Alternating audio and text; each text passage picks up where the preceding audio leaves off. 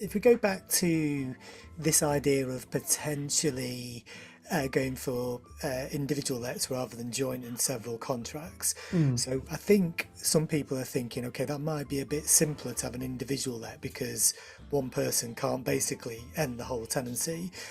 Um, One of the questions that's come in is though, there's going to be some restrictions on that. For example, if the license requires you to have a joint contract rather than individual contracts, and could you just touch on that and also how common that would be in your view? Yeah, so I assume what we're talking about here is from time to time, I seem to see that this comes up all the time for Nottingham City Council. I always seem to see them putting all these kinds of restrictions and requirements in place.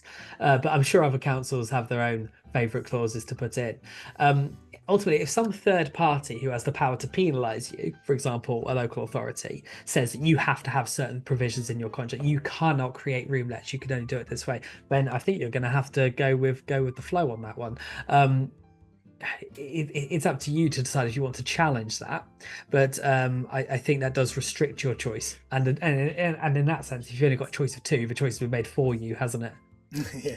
But the point is that's on a case by case example, a case by case point. So in the widest sense, people can generally choose between the type of contract that they have, i.e., joint or individual. Yeah, it's not a common restriction. It's just something that I imagine a local authority could do should they choose to do it. You do question what the benefit of it is, but it's up to them. Ultimately, it's up to them. And since they have the power to levy fines and all kinds of things on you, I can't possibly advise you to take what they say lightly.